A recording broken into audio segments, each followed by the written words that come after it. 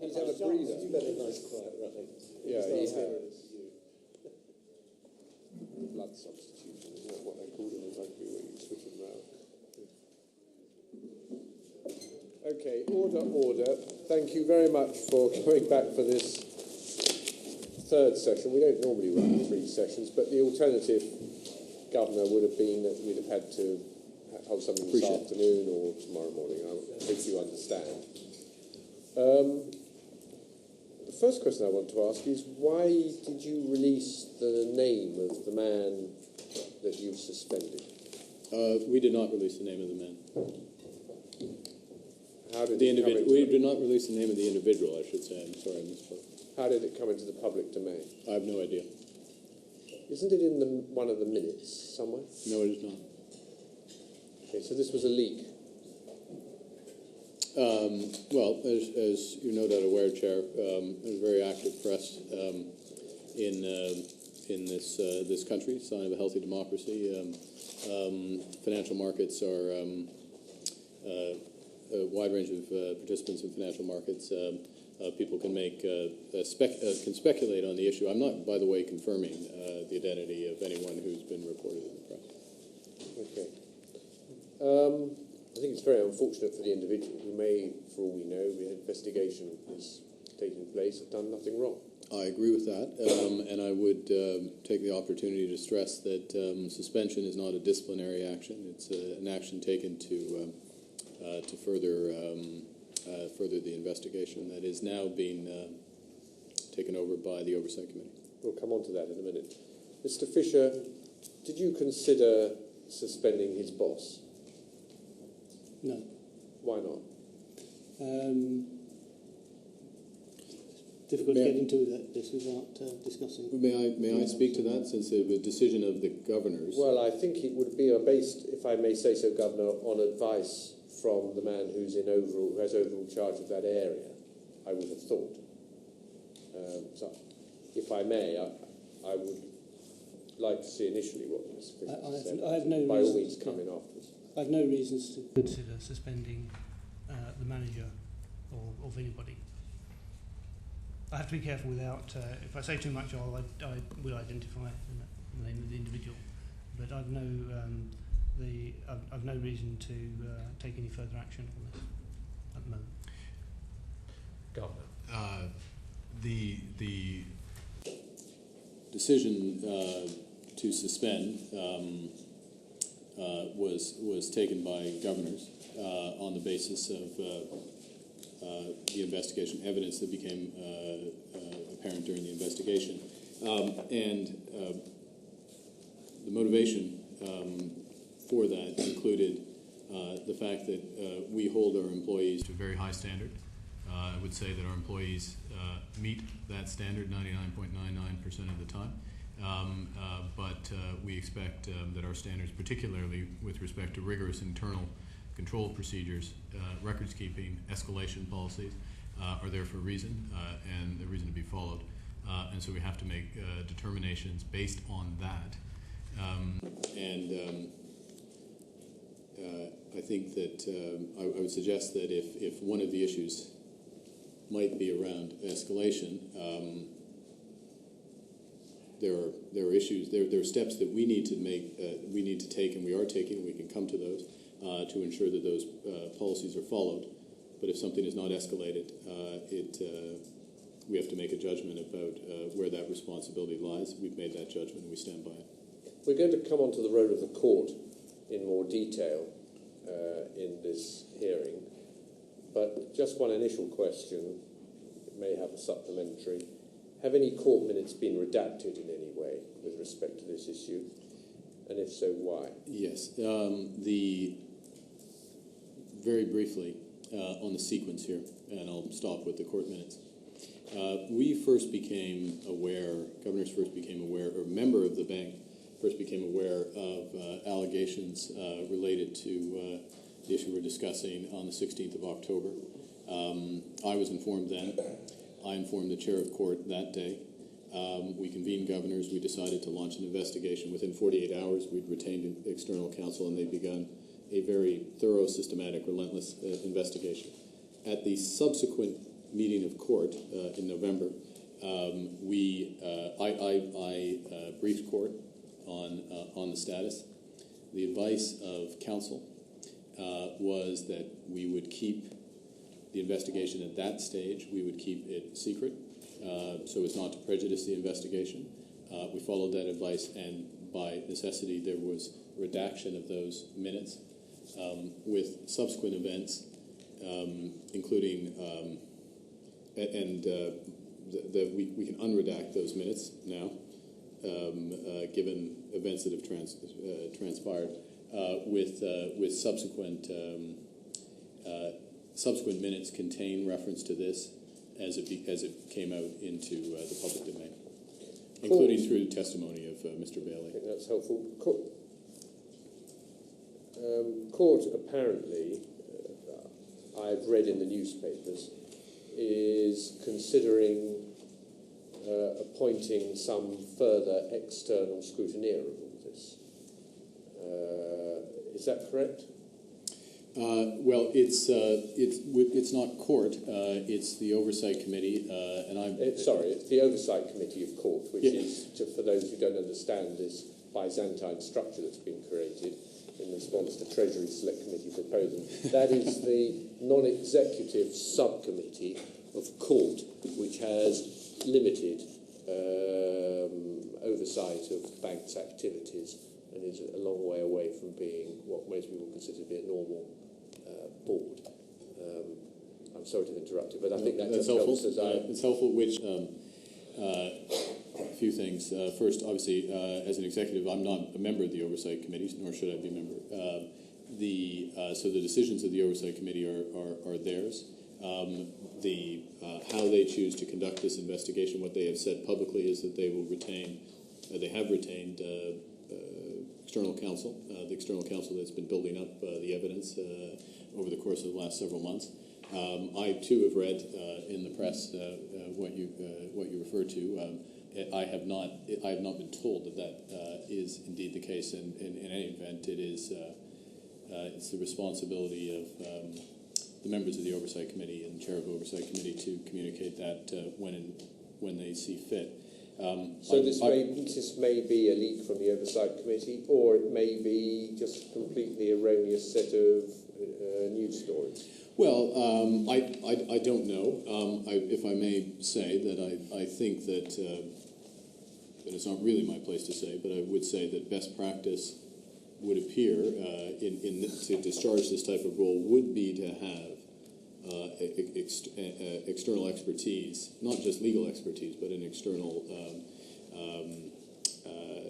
person to run these types of reviews, and also to run the reviews of the bank's policy functions that are conducted from time to time by the oversight committee. So the Stockton, Plenderleith, Winters reviews, which preceded the oversight committee, were far more effective because they were run by high-quality, informed external individuals. That would also apply here. So I would say, my personal opinion as a matter of general best practice governance would be that a committee such as the oversight committee would follow. Well, we extracted agreement that there should be such reviews with some difficulty in the space of 2 years of discussions. I think negotiations would be a fairer word, Governor, but that's all before your time. If it's of any comfort, and I'm very pleased to hear what you've said. We have benefited tremendously from the output of those reviews.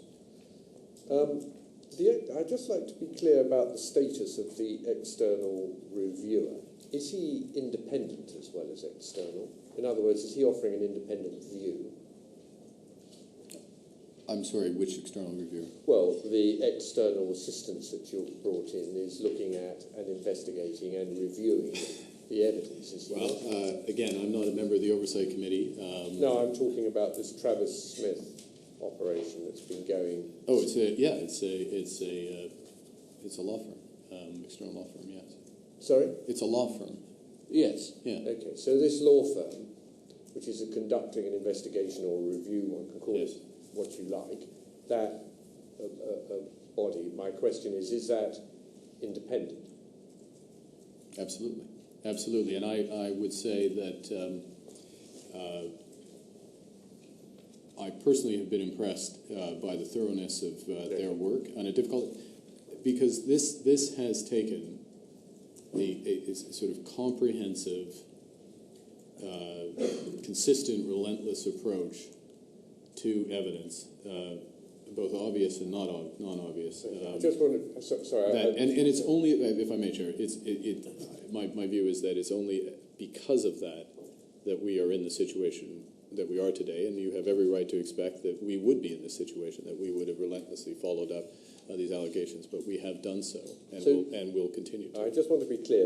This group of people, the Travis Smith operation, is wholly independent, and they're going to produce an independent report to you, and they can say exactly what they like in that.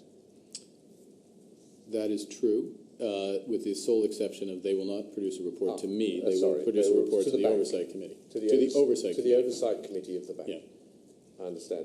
And therefore, just to be clear, all this talk about there being someone else doing this job as well on top would seem to be OTOs in that case, would it not? Would seem to be, I'm sorry? Redundant, unnecessary. Not necessarily. Again, not my decision, but I don't. Reviewing the reviewer, wouldn't it? Well, there are questions of.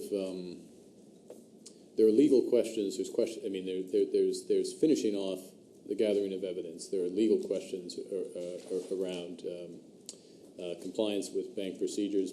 Bigger legal questions that the FCA is looking into, and obviously everything we're doing, we're sharing. In this regard and far beyond, we're sharing with the FCA to support their efforts.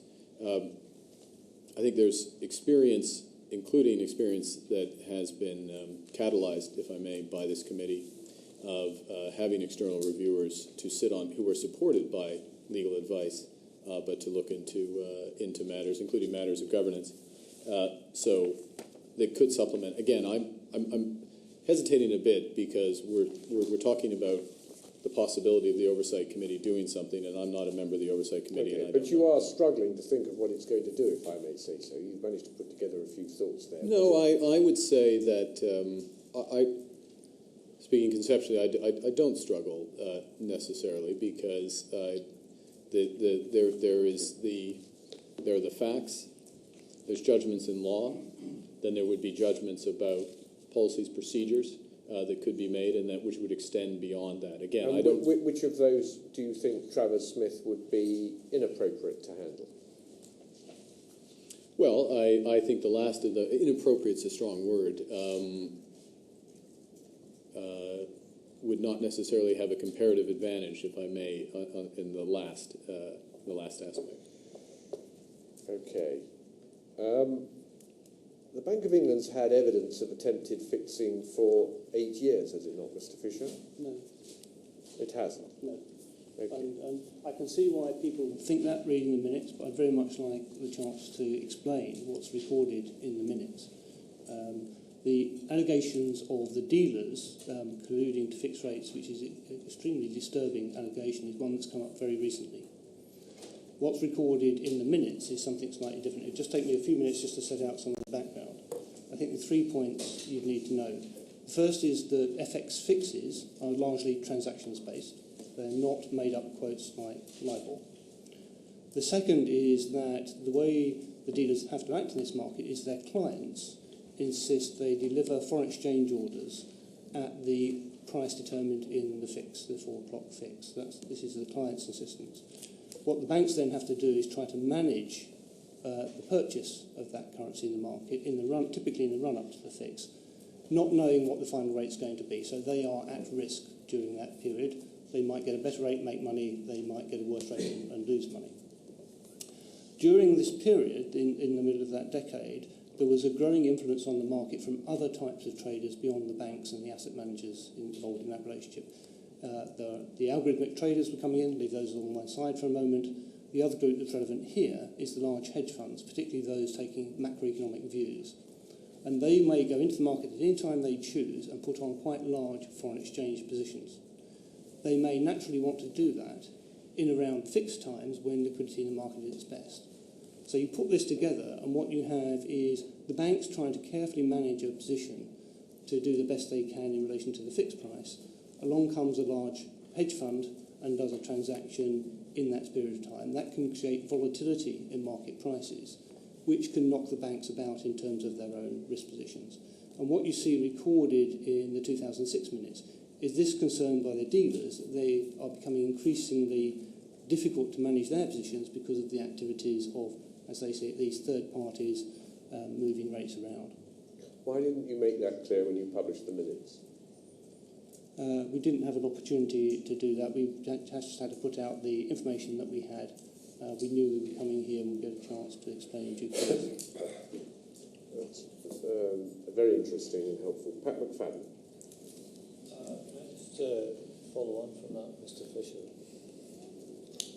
Just to be clear, you are saying to the committee that no one should read any of the minutes that were published last week by the bank as being reports by any of the dealers involved in the subgroup of possible manipulation of the market. If we had all those dealers in here and we asked them that, they would say we weren't reporting any manipulation. I've never come across myself in any of these meetings or discussions specific allegations of people rigging the market until we heard this news that started to come through last year. And in particular, the allegations now is about the dealers themselves colluding to rig markets. It would be very odd for them to have come to one of these meetings and said, we've been rigging the markets, what do you think?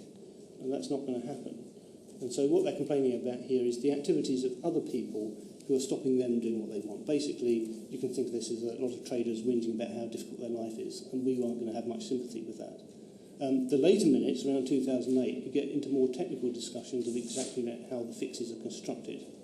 And so what we did there was brought the market and the fix makers together so that there was improved understanding of how the market worked on both sides. I want to ask you about that meeting involving the WM company and so on in a second, but can I just get the reporting line of this correct? We've got this dealers subgroup, which is chaired by an official from the bank. To whom does that bank official report? The head of foreign exchange. And to whom does that person report? The director of markets. Ultimately, right. So I was the head of foreign exchange until January 2009. Yeah. So ultimately that person reports to you? Yeah, up until the end of that period. These minutes that were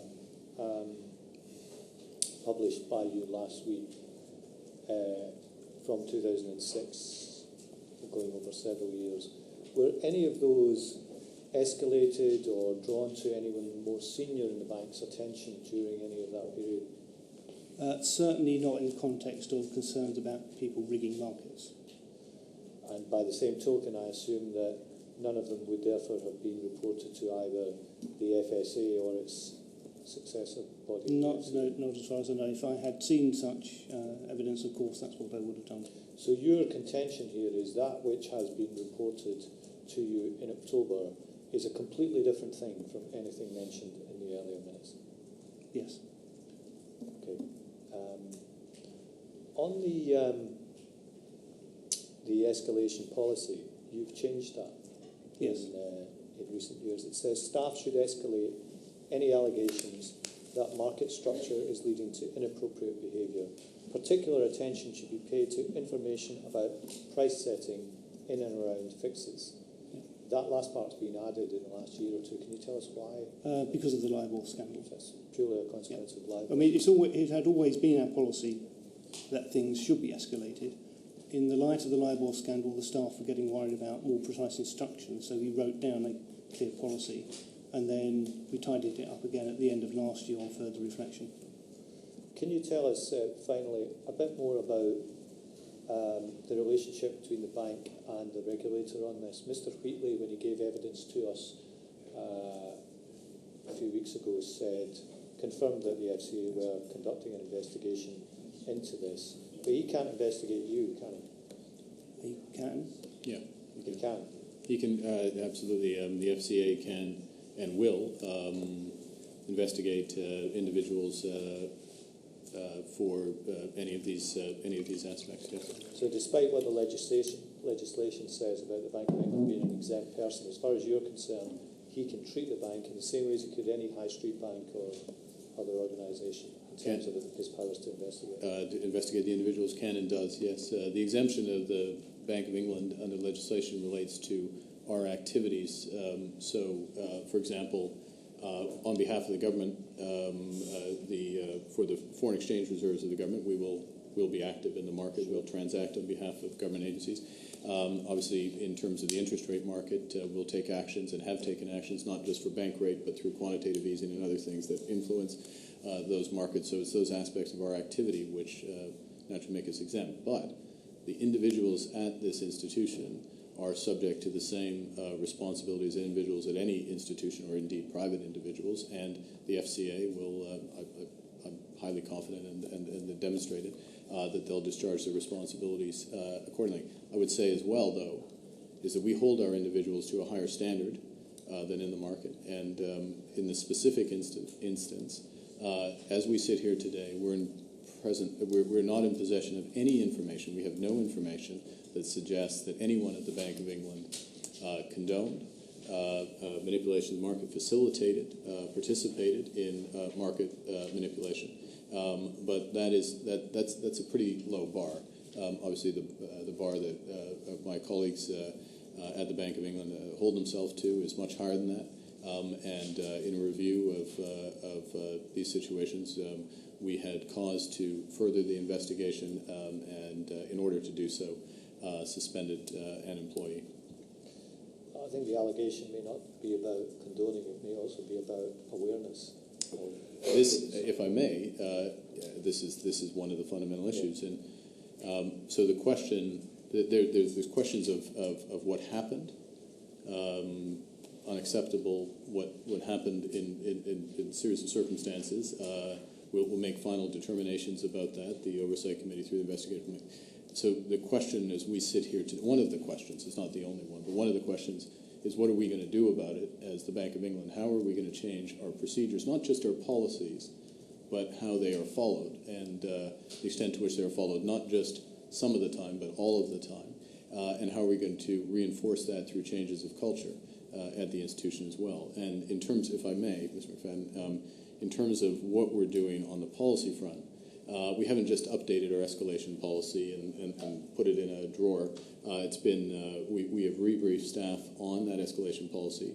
We have asked staff, Mr. Fisher and colleagues in the relevant areas, have asked staff to attest that they are following the escalation policy and that they are not aware of any other circumstance in the past that is similar, analogous to potential market abuse, so that we have a clear attestation from individuals. Also attestation for records management. One of the issues here, one of the questions is accuracy of minutes and our records management procedures. We have updated, based on TSC advice, or prodding I should say, our record management approach. So we're doing that. We're going to reinforce our compliance area to make sure that people are, so it's not just the attestation, but there are checks on compliance with these and other policies. And that, I would suggest, we talked earlier, I referenced earlier in the previous session that we are going to launch our new strategic plan a week from today. Embedded in that are a series of measures to change, to reinforce some of the positive cultural changes that have happened in the institution. More open, more accountability. We're going to reinforce that through performance management. And we are going to introduce, we're going to change some of the structure of the organization. Now, these are changes that were going to come in advance of the topic we're discussing today. But specifically for the markets area, we're going to create a new position, a new deputy governor position responsible for markets and banking. We have a $400 billion plus balance sheet, as you're aware, a series of issues that need to be addressed, and it will benefit from the senior-most executive responsibility there. But one of the first tasks of that individual is that he or she will conduct a root and branch review of how we conduct market intelligence, how we use it, and again, looping back to our core policies and procedures and making sure that they are consistent, that they're not just the right policies, but they're consistently applied. Could you summarise, Governor, what you feel is at stake here for the bank reputation-wise, given these allegations? Well, the institution has to be beyond reproach. I mean, we have to have the highest standards of integrity. So how do we assure that? we ruthlessly, relentlessly follow through with the investigation of what happened. We explain very clearly why, if there were failings, why those occurred. We very clearly take actions along the lines of what I've just outlined to ensure that these do not happen again. And I think there's one other thing, if I may, which we should do. There may be others, but and I'm abstracting from the questions of oversight committee and reviews, etc. But the other thing that we need to do, both for internal understanding, but also external understanding, is to more clearly establish what the principles are around a fair market. The market system is the best way to allocate it in dynamic efficiency, but it's got to be a real market. And that means not just there's no market abuse, it means open access to anyone who wants to be in the market. It means if you're acting on behalf of a client, that you're giving them the best terms equivalent to those you would get yourself. What we're seeing, what we saw in LIBOR, and what the FCA is properly investigating, FCA and other authorities around the world are investigating in the FX markets around fixes, are symptomatic of a group of individuals in markets who, clearly in the case of LIBOR, because there have been prosecutions, and it would appear to be the case in FX, of individuals who have lost sight of what a real market is. And that's unacceptable. And so part of the way we ensure that the bank has its rightful place is to help lead the effort to rebalance these markets. I mentioned the principles. The other things we are doing at the international level is we're fixing the hardware of markets. In fact, Mr. Fisher is co-chairing a group that's been set up by the FSB under my chairmanship to change the way these fixes are calculated, looks at ways to change things so that this opportunity for manipulation is not there. And we are working with other major central banks to look at the right structure, in terms of issues like that. And we will consider, jointly with the Treasury and the FCA, in the context of all those other changes, whether there are any other changes that might be warranted to this market to ensure that regulatory changes that might be warranted to this market to ensure that it is a true, fair, open market as people have the right to expect. Thank you. David Ruffley.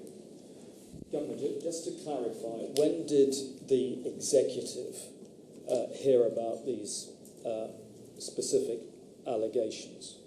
16th of October. 16th, and how was that communicated? It was communicated. A colleague had been informed by a market participant of an allegation. It was communicated to the governors. We met, decided to act immediately. I informed the chairman of court that day, right. And as I say, within 48 hours, we instructed external counsel and the investigation began. Right, so the executive didn't do any investigation on its own before calling in Travis Smith? No. And the reason being that the allegations, just the fact of the allegations, were serious. And so I think we instantly recognized that they had to be chased down to the full extent. So that's in October. But we learned from the press release on the 11th of February, it states that the Oversight Committee of the Bank's Court of Governors will lead an investigation into the allegations regarding forex manipulation at the bank. Can you explain why that responsibility changed? The first phase of the investigation was to gather evidence, and there was as you can appreciate, comprehensive effort to gather that evidence, reviewing, I think we've released it, 14,000 emails, 21,000 chats, 40 hours of telephone conversations, and that's an effort that branched out in terms of following the trail to make sure that a comprehensive picture as possible was developed. Once we came into possession of information that warranted an intensification of the investigation and associated the suspension of an employee. We as governors met, made that decision, went to court. The next court meeting was, from memory, the 4th of March, but start of March, and communicated our decision to court. The associated press release, I think the press release is the 4th or 5th of March, 5th of March. Then the Oversight Committee, without the executive, met immediately after and made their determination, rightly in my view, to take responsibility for the investigation and proceed as they've seen fit. But they hadn't been exercising, there hadn't been any independent oversight of that initial phase. The initial phase was essentially Travis Smith and executive. The initial phase was Travis Smith, our internal counsel, in association as appropriate with the FCA, keeping the FCA in the loop and aware of everything that we were working through and discovering. The court was briefed at every meeting subsequent to the launch of the investigation, so in November and December. And sorry, I don't have the exact dates in front, but there was a meeting prior to the March 4th meeting as well. So court was briefed on what we were learning or not learning investigation, and as soon as there was, so even during the initial phase, when our review was not uncovering issues of concern, there were full briefings of court. Now, the seeking of external legal assistance, Travis Smith again. Why Travis Smith appointed by the Oversight Committee? Do you think they were influenced by presumably the steer that the executive directors had given them initially to ask Travis Smith in the autumn to do this initial phase? I don't speak for the Oversight Committee. My presumption would be, and I would agree if this were indeed the case, that Travis Smith has conducted this investigation.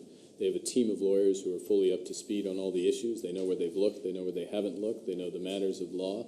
They have benefit of conversations, technical conversations within this, to be briefed on what the issues could be, and also with. So my view would be, and I could see taking the same view if I had been on the Oversight Committee as an independent director, would be for reasons of efficiency. And this is a very serious matter that has to be chased down as rapidly and fairly as possible. Would be to use the same external independent counsel that was in place. Is it substantially the same team from Travis Smith? I presume it's exactly the same team, yes. Yeah. Now, the bank has, you've put out the following statement. To date, no evidence has been found that Bank of England staff colluded in any way in manipulating the Forex market. Could you just clarify, so far as you're able and allowed to, having regard to legal issues, can you explain the specific grounds on which the employee has been suspended?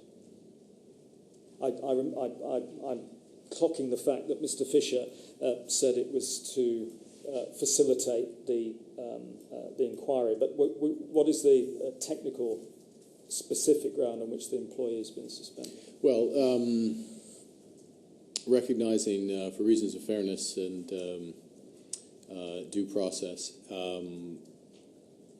I will give you a more general answer, which is the suspension relates to investigation of the keeping of our rigorous internal control procedures, including around records management and escalation. I see. My final question, and I think this has been answered, but just so I'm clear about this, the suspended individuals, line managers above him or her, Why are they not the subject of the investigation?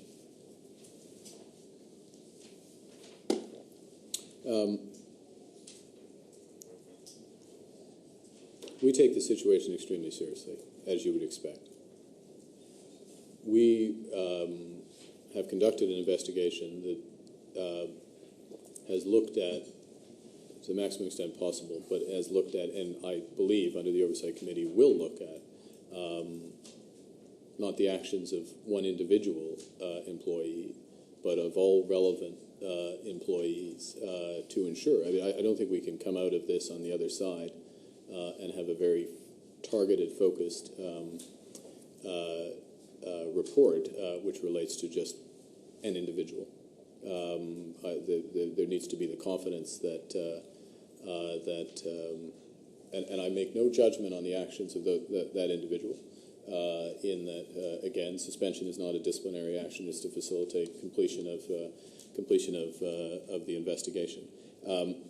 But I think it's imperative that we look at all aspects of this situation and that we reconfirm, as I expect we will, that we reconfirm the integrity and probity, prudence, dedication of the employees of the ongoing employees of the Bank of England. So, of course, which I can understand we would not be able to do if we were to micro-target the effort. My final question is that there is nothing in the terms of reference given to Travis Smith by the Oversight Committee which would preclude Travis Smith making comment on what the line managers of this suspended individual did or did not know. Is that correct? There is nothing to preclude, in my understanding of it, and the mandate of Travis Smith is outlined in the press release that we. Is that your understanding, Mr. Fisher? Yes, it is. As far as I'm aware, they have a carte blanche to investigate. They've got carte blanche to go to go where the evidence takes them. Yeah. Exactly. Can't imagine any other. And if I may, Mr. Ruffley, to the extent there's issues of escalation, one has to look at those questions. Of course. Yeah. Thank you. I think it might be helpful if we not only see the mandate, but also any accompanying documentation setting out, elaborating on how they might perform the function, so we can be confident that the job is being done both independently, which is we've had some reassurance of today, and also that it means that they can cover the full spectrum of issues that they might want to report or review. I think that's a key function of this hearing, really, to make sure that we have confidence that is taking place externally and is being reported to the non-execs. Yeah. Well, I will relay that request to the chair of the Oversight Committee, and I'm sure that he will comply. That is certainly the spirit of their decision. Andy Love. Can I come back to the information you were provided with on the 16th of October? Yes. And relate it to the Financial Conduct Authority? Who was the official that relayed this information to you on that day? Was he a member of the Financial Conduct Authority? We had information, actually, with the specifics, we had information from a member of the private sector, an incredible member of the private sector, and also associated contact from the head of enforcement at the Financial Conduct Authority. Did you, on the 16th or soon afterwards, inform the Financial Conduct Authority of the information that you had received on the 16th of October? Yes. There was conversation between our General Counsel and the head of enforcement of the FCA on that day. And have they subsequently asked you for further information, not only relating to the minutes of the meetings of the subcommittee, but of the activities of that whole branch of the bank? We have shared all relevant information with the Financial Conduct Authority, which would include information gleaned from the review of emails, chat rooms, voice recordings. We're also helping them more generally with information about how the FX market works. Which is complicated, as you indicated earlier on. And people do have to have an understanding of that. Can I come on to, I'm slightly surprised, maybe just a tad naive. You were informed of these matters on the 16th of October, yet news speculation had been going on, been rife from June of 2013, and admittedly most of that speculation was about a manipulation of the marketplace. It didn't directly involve the bank, but since the bank has a major section involved in foreign exchange dealing, were any steps, did that heighten awareness, were any steps taken by the bank to ensure that none of the speculation would touch them? We, from the start, which slightly predated my arrival, but certainly by the time I was there. Well, Bloomberg News and... no, you're right. June is... June. You're June. correct. You're correct in your timing. We were engaged from the start with the FCA in terms of supporting their investigation, including, as Mr. Fisher said, providing technical perspective on the functioning of the foreign exchange market, potential dynamics that could be relevant, and we proceeded from there. I should add that, Mr. Love, during the course of the time, in terms of internal governance, we were finishing off an intensive review of our records management policy and updating our escalation policy, both of which, independent of, came out.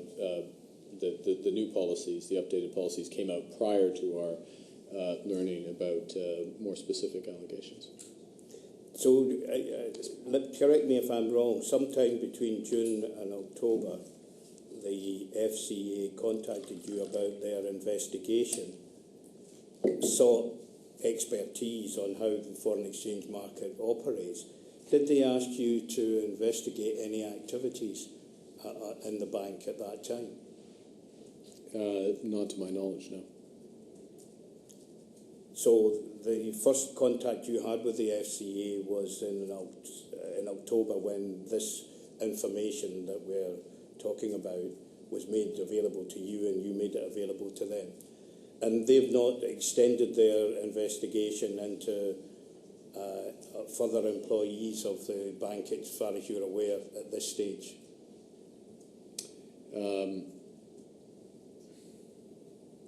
As far as I'm aware, yes. It's not. You were somewhat hesitant. Well, I'm hesitant. That. I'm hesitant because I'm commenting on the FCA, so as far as I'm aware, yes. But I would say, if I may, Mr. Love, to underscore, there's been complete, open, consistent cooperation, at least from our perspective, with the FCA.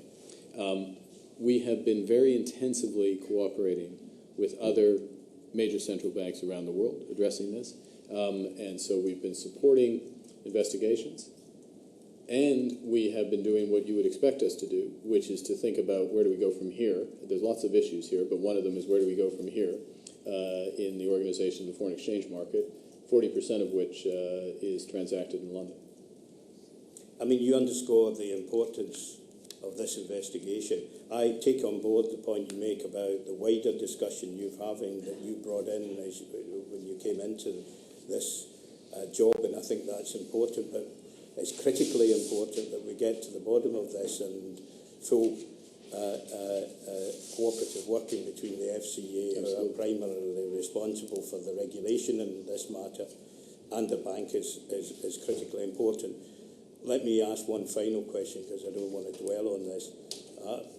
Are you confident that there are no other issues relating to manipulation of foreign exchange that the bank has to answer in terms of the FCA investigation? I'm not aware of any additional issues, but I'm acutely aware of our responsibility to complete a thorough, comprehensive investigation of all aspects related to this issue. You rightly said this is incredibly important. It is incredibly important for the foreign exchange market, and it's fundamentally important to the integrity of the Bank of England. So I would not want to leave you with the impression that we feel like we've done something and we can relax and pass this. No, we're gonna proceed this all the way, and we owe it. Not just we owe it to the people of this country. We owe it to Parliament. We also owe it to our employees who have acted with integrity, dedication, and true spirit of public service. That we can't come out of this at the back end with a shadow of doubt about the integrity of the Bank of England, and we will not. So we'll finish this investigation, but what we will do in tandem is a series of internal governance steps, reorganization steps, and a series of measures which we'll unveil for a variety of reasons next week in our strategic plan that reinforce the best aspects of the culture of the Bank of England. Well, we'll just come on to that. Those are very helpful remarks. Governor George Moody. Sorry, Governor, this is just going to be a bit ragged because my questions were all taken by another member, so I'm almost speechless, but I'll try and make up for it. Well, we'll see. One of the things, what exactly are the court of the overseeing board investigating? Is this an internal matter of behaviour in the Bank of England by a staff member or staff members? It's not part of the wider exercise. That's correct. They're investigating, as they've disclosed publicly, whether any bank officials were involved in either attempted manipulation of foreign exchange, whether they were aware of the potential for such manipulation, whether they facilitated any collusion between market participants, sharing of client information, or otherwise aware of improper behavior of practices in the foreign exchange market. So that's quite a comprehensive list, as it should be. But it's looking at officials within the Bank of England because there was as you can appreciate, there was a broader investigation which is quite properly being run by the Conduct Authority, the FCA, in cooperation with authorities around the world. You see, I thought that the new regulatory system was to end this separation. You could almost be married king. This is not a matter for me. This is a matter for the FSA. This is not a matter for the Bank of England. This is a matter for FCA. Have we gone through all this regulatory changes to end up with the same silos? 2 points. First, in terms of the regulatory change, the wisdom of Parliament was to keep conduct regulations separate from prudential regulations. So the FCA always separate, and that is in my view, I would agree with that separation. That is an effective separation, and the FCA is very focused on its responsibilities and increasingly effective. But the conduct of Bank of England officials is very much a matter for us. Yes. It's very much a matter for me as Governor, Mr. Fisher. It's very much a matter for court, which is why we are pursuing this. Now, if the conduct of bank officials rises to the level, we have a higher standard. So there are steps we will take,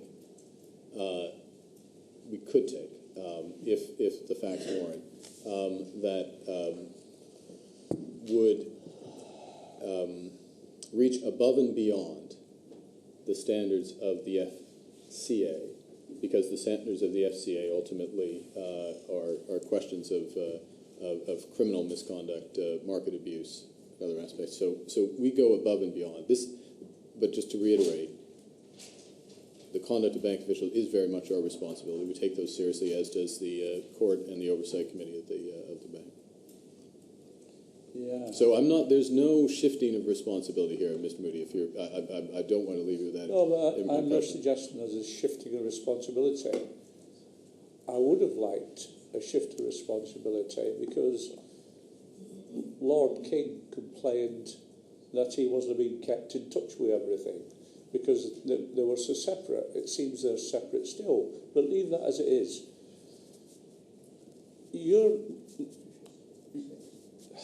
From the outside, you're more concerned, and it's a fair concern, the integrity of the bank, but the behaviour of your staff, whether they were involved in it, whether they condoned it, whether they knew about it, right? But that is your business. But that's part of the bigger thing, which is because I find you very relaxed about the actual market manipulation.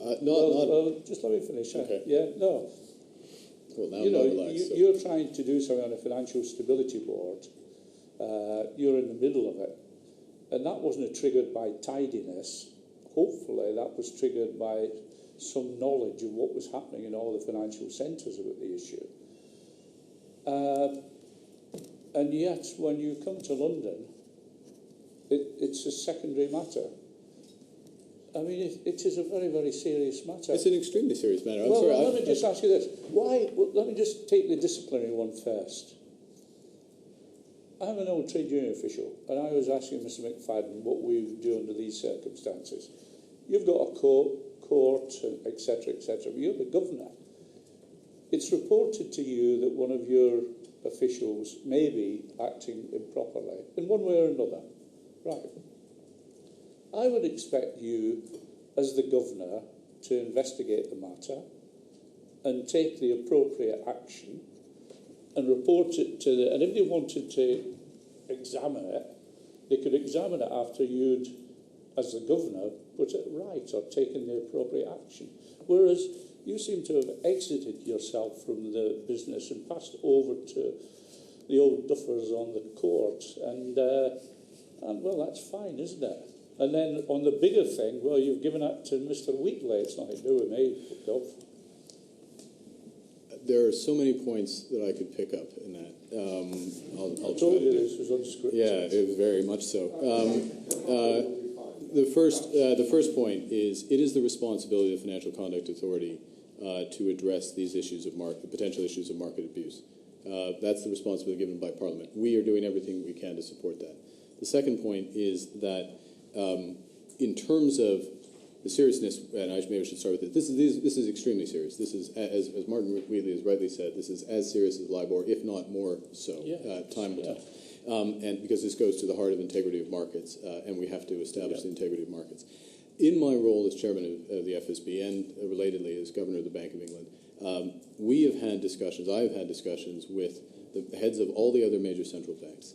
We have launched a process to help fix the market infrastructure, how this market is conducted, that Paul and Guy Debelle, who's the assistant governor of the Reserve Bank of Australia, they are leading. That is on an expedited thing. We are going to report to the leaders of the G20 on this issue. So we're taking this very seriously. I think above and beyond that, Mr. Moody, is what we have to do, as I referenced earlier, is we have to reestablish principles of fair markets so people in these markets know how to behave and do so. In terms of what we are, how we're addressing this internally, and I would think as given your long history as a trade union official and focus on workers' rights, on workers' rights, we have to be fair in how we discharge this. So I and my fellow governors immediately engaged in an investigation with external counsel. It was comprehensive. We spent, it doesn't matter how many man hours and pounds, but we have spared no expense in conducting this. And we will spare no expense, ultimately, in terms of completing that. In full possession of the information, we will take the appropriate steps. But those decisions have to be conducted fairly. And we will do those as quickly as possible. But at the same time, we're going to work at the international level, which we are doing, to fix that. Right, I accept that. But just at this moment in time, after 4 months of the first investigation, and it's now run on. Mr Bailey was quite clear how many hours, how many chat rooms, etc., etc. There was no evidence. Is that still the situation? Clearly, that's not still the situation. It was clear at the time Mr. Bailey made his statement. Absolutely stand by Mr. Bailey's statement, which was made in early February to this committee. But subsequent to that, and that's the point, there's no evidence until there's evidence, and that's why That's Rumsfeld, isn't it? Stroke Bailey. There's no evidence till there is evidence. Well, I'm sure Andrew will appreciate the comparison. But we get to the end of as we move forward, we have evidence now, which has warranted suspension, which will be, and that process will be seen through fairly. Very good. And as soon as we have, if we have any additional evidence, we will take action, and we will, as appropriate, make public. But the last point, Mr. Wiki, there are questions of fairness, but there's also questions of prejudicing the investigation and any action that could be taken. So we do not want to be in a position, and we will not be in a position where we, through our actions, somehow impede the very important efforts of the FCA. Okay. Last question. At the April meeting, there was someone from the FSA, stroke FCA, but I think it was still the FSA then. I'm not sure. Who was that person? Which, I apologize, which meeting? The April meeting, one of these meetings where information was volunteered. It's in the minutes. It documents, I'll pass it to you if you wish. If you will promise to pass back to the committee the name of the FSA official, because the next question would be, has anyone spoken to that individual? Have they looked at the notes? Have they discussed, have they drawn it to the attention of Mr Wheatley? If you'll pass it, there's no use thumbing through a piece of paper. Consider it. No, it's not all consider it. Obviously we'll consider it, ensure, but all avenues of investigation are being explored. No, but we'd like the name of the FSA official. Because well, that's a separate question. That's another line. We would like to know what the regulators were doing. When one of the regulators was in a room, you're looking at your man, we should be looking at this person to say, well, you were an actual regulator. You heard this. Have you done anything within the regulatory body? Okay, yeah, understood. Mr Fisher, you gave a very important, full, quite long and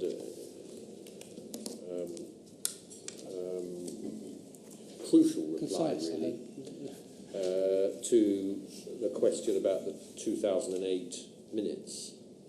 Can I ask you about the 2006 minutes? Can I ask you about the July 2008 minutes, which I've also got an extract from in front of me, which say that Reuters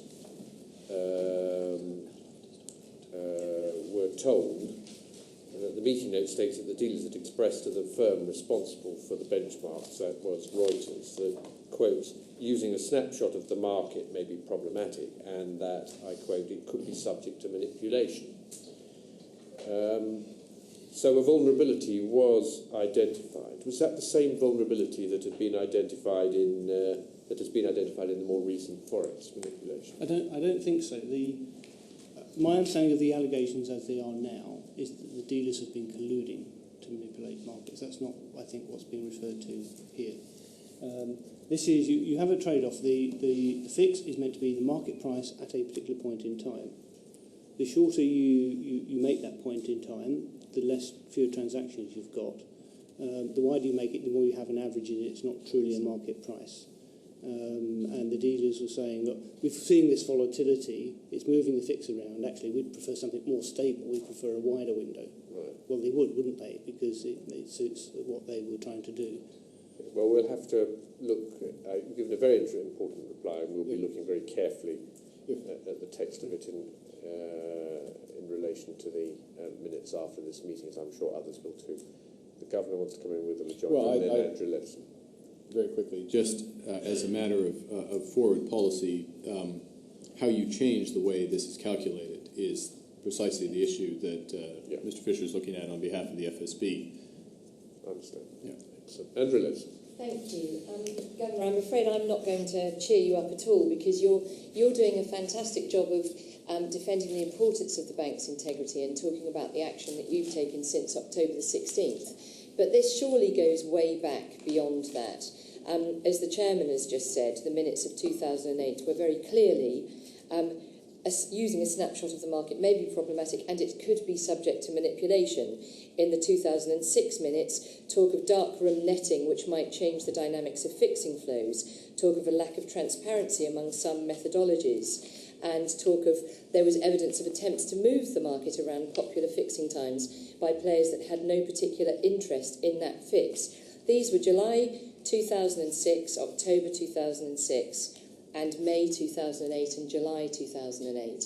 Those predate you significantly, and it seems to me, since then, you have had the LIBOR rigging scandal, and this committee has raised several times with the Bank of England before your time that it was perfectly possible that other rates may have been rigged as well. We specifically talked about foreign exchange, we talked about gold, we talked about oil, we talked about the ISDA swap rates, and the Bank of England has never deigned to come back to us on those points. So as far ago as 2006, we have clear documentation that issues were being raised. Now, whether it was precisely the same issue or not. So what I would like to ask you about is precisely what was the route by which the individual who represented the Bank of England should, not could have, but should have, on the face of those minutes, should have raised those issues. Now, what we've asked for your bank's guidance to staff on the escalation of misconduct, and the earliest version we've received dates 1st of August 2012. Is that the first time that there was written guidance on escalating misconduct? Or was there an earlier one that we just haven't been given a copy of?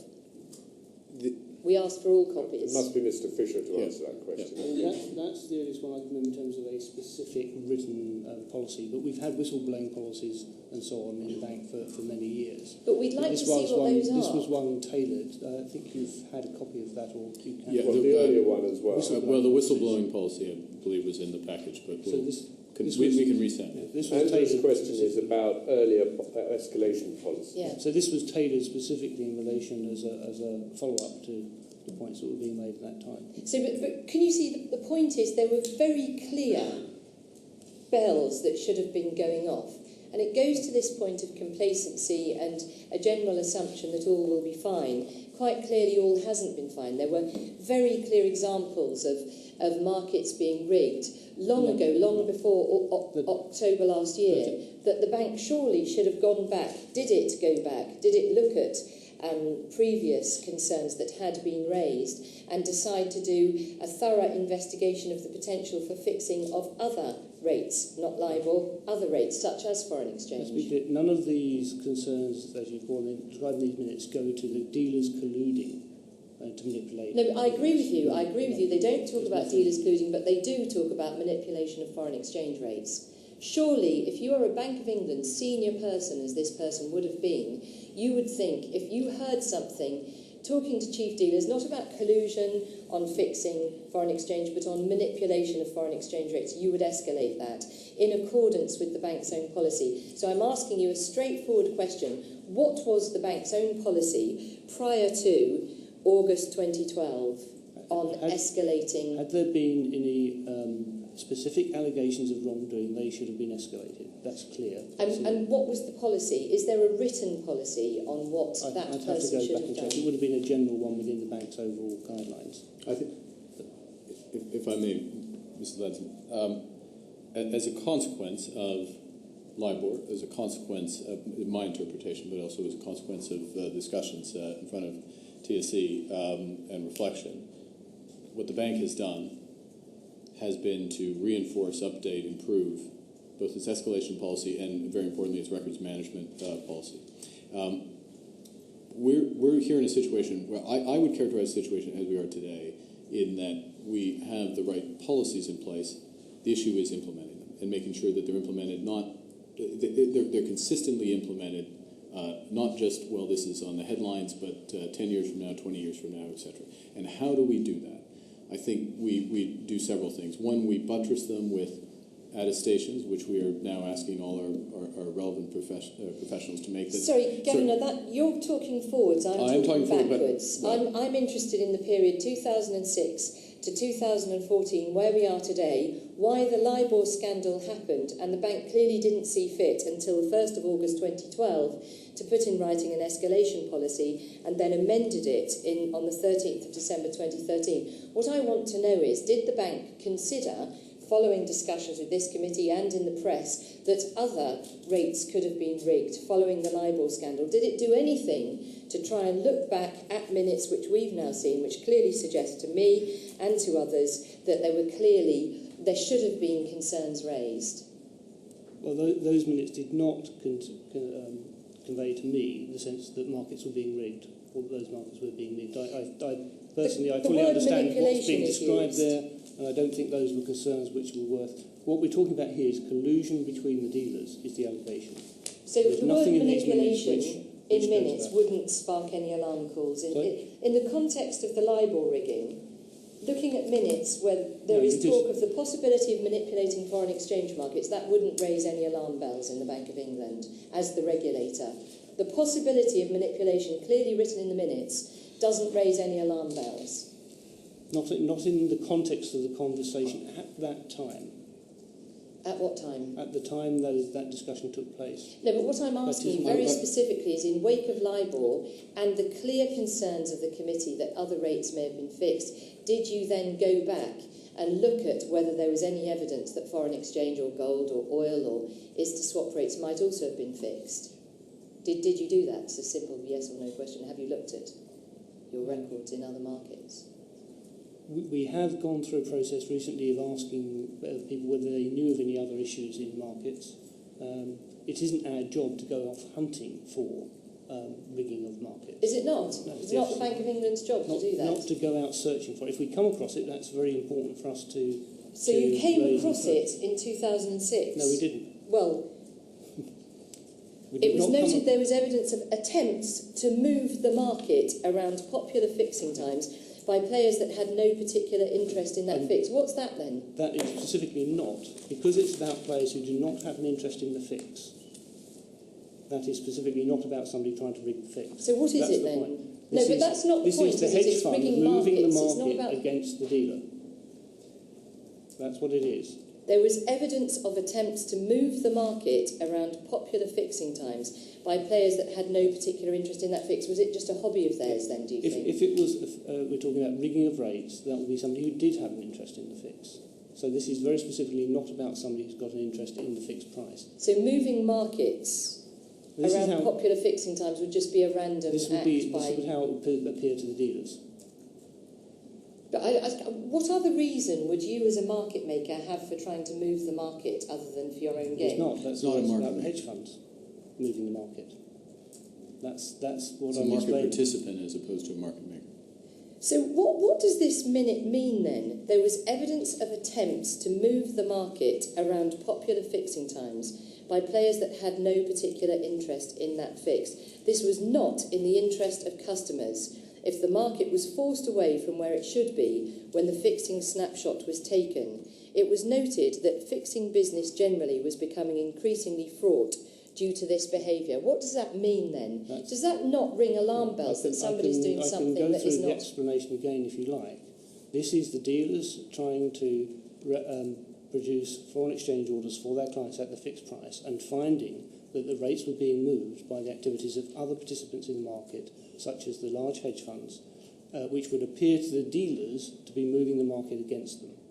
That's what's being described here in a conversation with the dealers. This is their perspective on it. They would like the situation to be nice and stable in the run-up to the fix so that they can manage their risk appropriately. Other people are coming in, as they have a perfectly legitimate right to do, dealing and moving the market away. The dealers don't see that as their interest, and that's how it's being reported. So when you're talking about just dealing and moving away, that is something that could quite happily have been called manipulation. From the dealers would probably have used that word, yes, because that's how it looks to them. But it's in the minutes taken by the Bank of England? Yes. Or the minutes are taken by the Bank of England.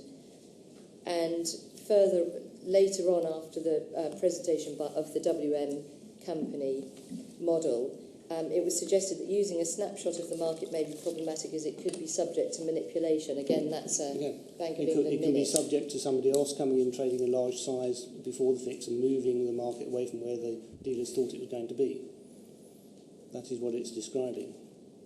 So you're absolutely confident that talk of lack of transparency, darkroom netting, that there was absolutely no opportunity to have seen that in fact attempts at market manipulation? Well, certainly not by the dealers manipulating the markets, no. I mean, the shocking thing throughout this whole episode, in LIBOR and in these latest allegations, is the fact that dealers between different firms may be colluding. That's part of the case behind the LIBOR thing. I mean, that's what's really shocking here, is that degree of collusion. And there's no hint of that in any of our discussions. What we're talking about here is normal market trading, causing difficulties for some participants as other participants come in and out of the market. And there's always a trade-off here. A fix represents a market price. Trading changes market prices. And that's what you have to adjust to. There are some deep structural issues here which we're going to be addressing with the group that's working on this, where I think we can see some tensions here which need to be resolved around the way these fixes are both set and used. And it's the combination of the two which needs to be fixed. But this does not go to the dealers manipulating and rigging the rates. Well, you've just moved straight from the word manipulating to rigging. When I asked you whether manipulation in this context should be considered normal trading, you said yes. From the now dealer's you've point of described view, that's the word manipulation as being coterminous with rigging, which is, of course, what most of us think it does mean. Yeah. And that's why we're all looking at these minutes somewhat, if I may say so, quizzical, not to say sceptical, about the explanation you're That's giving. because you're looking for at its it meaning. now through the lens of the LIBOR scandal, as opposed to the conversations that we're having at the time. Yes, and if I may say so, that brings me to the second point that Andreas raised, which is that once you'd had that scandal, it started some time ago, might not it have been a good idea to go back and have a look at other markets? You said, and I quote pretty much, it was not our job to go looking for poor conduct in markets, but I would have thought that it very much was your job to make sure that these markets were in good shape. And since there had already been some evidence that it was not, even from the early stages of the rumours of the LIBOR scandal, it would have been a good idea to start looking for this stuff I'll give you a chance to remind me, in your minutes and other records that you may have kept of these meetings with the forex dealers. Yeah. Over the years, we've made a number of improvements to the FX market around market structure to help improve it. But we don't have the resources to go out looking to say, have you been colluding with him? We can't do that. Only the FCA have got the investigative powers to do that sort of deep digging into conduct issues. What we're looking for is evidence that there's market structure which wasn't working. As described here, this was the then market structure working as it was intended. And it was the again, you just said that the market structure wasn't working as well as intended, so it wasn't manipulation, it was just that the market wasn't working very well, so you can't have it both ways. Either in 2006 the market wasn't working well, which is what you've just said, or there were attempts to manipulate the market, which was what I was putting to you. The dealers were complaining about the way the market was working. So as far as the Bank of England, the market's working well, but as far as the dealers are concerned, it's not. That would be my interpretation of that conversation. But how can those can't surely? How can the Bank of England think a market's fine and the market doesn't think the market's fine? Is there no contradiction in that?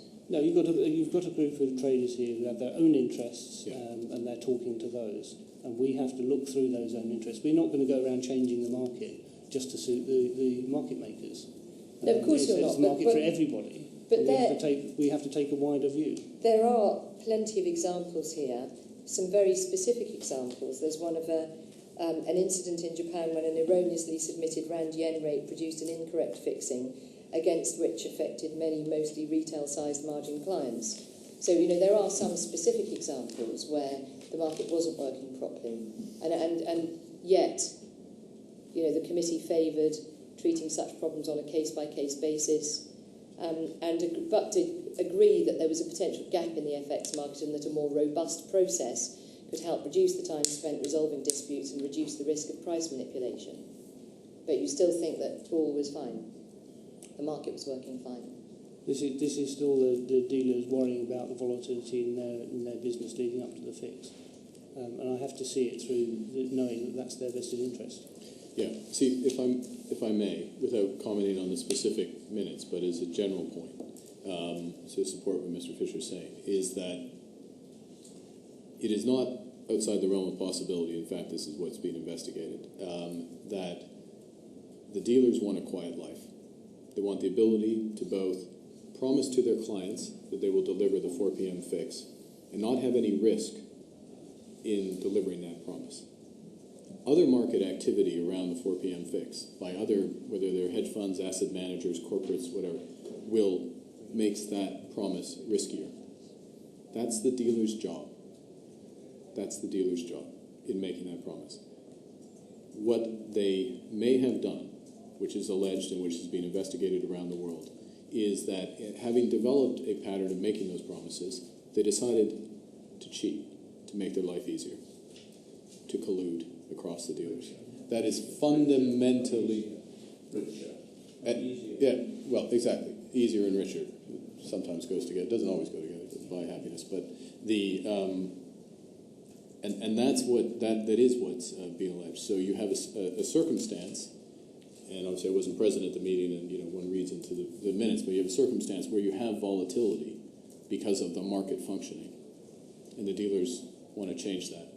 And one of the ways what's being investigated is whether they tried to change it by colluding, sharing client information, and doing above and beyond.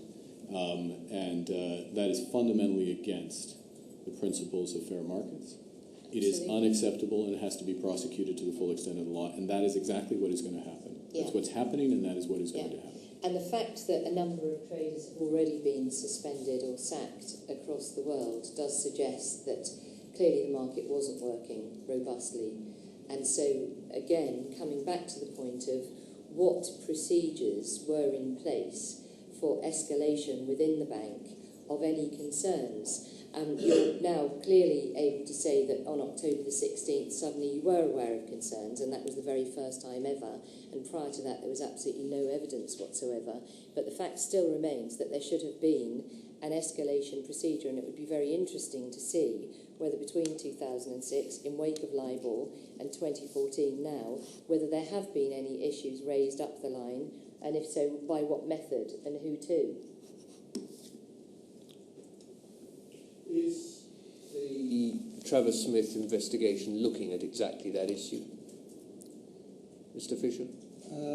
The Oversight Committee investigation is something I can't comment on. No, I'm asking if the Travis Smith investigation, the terms of reference of the Travis Smith investigation, it would lead them to expect that they should be looking at that issue. No.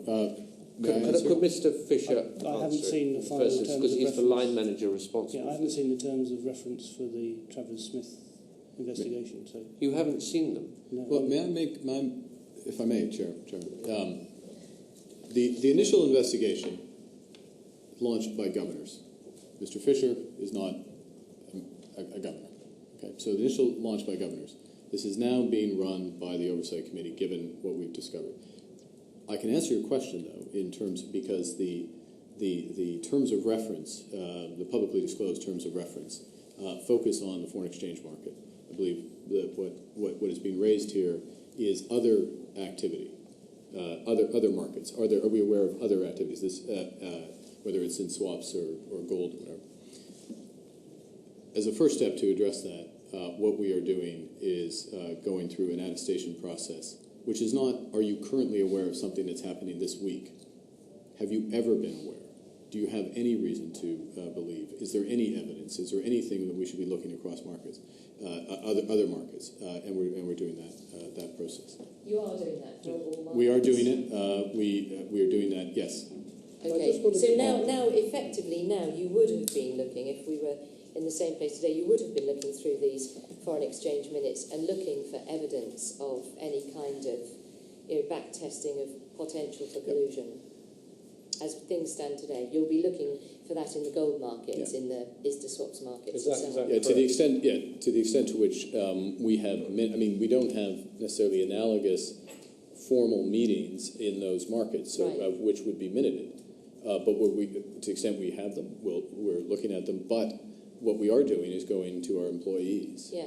But if who are of the you're- highest So why- integrity Excuse me. one more go. to have their attestation of what they're aware of or not in that case. So just then, Mr Fisher says it's not your job to go looking for trouble, so why are you going looking for trouble? The question is whether we're aware of something as opposed to whether we are whether we're trying to do the FCA's job. Are we? That's lost on me, sorry. Well, it's very straightforward. The FCA is responsible for conduct. It's the FCA's responsibility to investigate these markets as appropriate. They are doing so, if we are in possession of any information that could be helpful to their broader efforts, at a minimum, we need to be aware of it in the senior ranks of the Bank of England, and we would obviously share it. So we are going through the process of determining whether we are in possession of any information and whether individuals are aware of any such circumstances that we would have. Now, we would have gained this information in the normal conduct of our activities, not as a regulator. We don't regulate the swaps market. We don't regulate the gold market, but we have contact, and so through that market intelligence function, are we aware of anything which today, with the wisdom of hindsight, with what we have seen in LIBOR, what we have seen in FX, should raise similar concerns. And if there's a hint of similar concerns, given the behavior that's been demonstrated in other markets, they need to be chased down. I think that's absolutely clear. And I just want to go back to an earlier point. Am I right in saying that the Travers Smith terms of reference and mandate was written without any consultation with you at all, Mr Fisher? It's important that I, as the line manager of the relevant area, am not part of the investigating team or the process. So it's being done independently of me. I think that's quite so right. In fact, I asked it could about end up at an as an early stage, investigation into you, just in case. and therefore you've been removed from it. But presumably people who are expert in these markets have helped draw this up. Other people in the bank elsewhere, these terms of reference. Is that correct? Governor? The investigation that was conducted by the bank, not by the Oversight Committee, had the benefit of informed opinion of those expert in markets, including the governors, but also technical experts in terms of drawing up the terms of reference, the scope and breadth of that investigation. That helps inform. I should speak conditional. That would help inform the decisions of the Oversight Committee in terms of their terms of reference. But again, the Oversight Committee set these terms of reference, and it's their best place to respond. But it took the evidence of sufficient seriousness to suspend someone for the Oversight Committee to take charge, didn't it? It did, but it was... Shouldn't they have led on this from the start? I think it was, the view of governors was that this was a serious situation, needed to be run down. We immediately initiated an investigation, ultimately, that has had the consequences that we're discussing today. Right, that's the external investigation, the Travers Smith investigation we're talking about here, that you initiated. Yes. The one that's independent, correct? Correct. Okay. So all the Oversight Committee has in fact done so far is reappoint the law firm that you had already appointed in October. Again, I don't speak for the Oversight Committee, and I'm uncomfortable I think you could consistently interpreting them because I think it blurs, it to the uninformed can blur the distinction between the two. You're not uninformed, Chairman, but what they have done is to set terms of reference, take charge of this investigation, and as you began the discussion, potentially they will put in place additional resources but and expertise. Right at the heart of this, and on the governance side, and you've just alluded to it by saying the uninformed, or by implying the uninformed might have been misled by what was being said or exchanged between us, is that we have a governance structure that is still opaque, complex and Byzantine, and we desperately need to sort it out. And now it's being subjected to its first test, and it's not doing very well. This is You're not rushing to challenge that, Governor. this is an unhappy situation to be in. I think that I stand by of no regrets about the actions of the governors in addressing this issue. We have the governance structure that we've inherited from Parliament. It's our job to make it work, our collective job, governors, but also the members of the Oversight Committee. I would suggest that... And we need to help you do that as well. We're always welcome for assistance. I would suggest that the Oversight Committee's efforts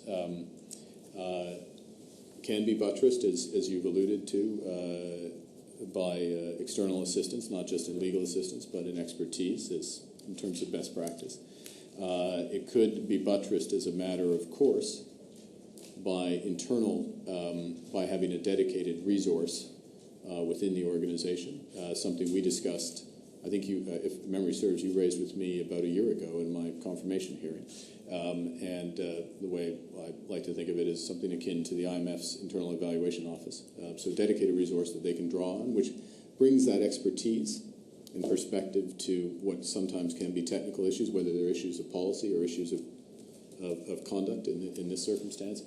And obviously what you would expect, commitment to public disclosure of the results of those investigations. On the last point, I would just state the caveat, which I think you would all appreciate, that obviously any publication of results of our internal investigation, the Oversight Committee's investigations, would have to be governed by the requirements of the FCA's investigation to ensure that we didn't prejudice it. Governor, you've had a long and very demanding morning and now 2 hours of afternoon, and I'm going to bring this hearing to a close. Thank you. We're very grateful to you and to all the bank staff who've also participated in this hearings.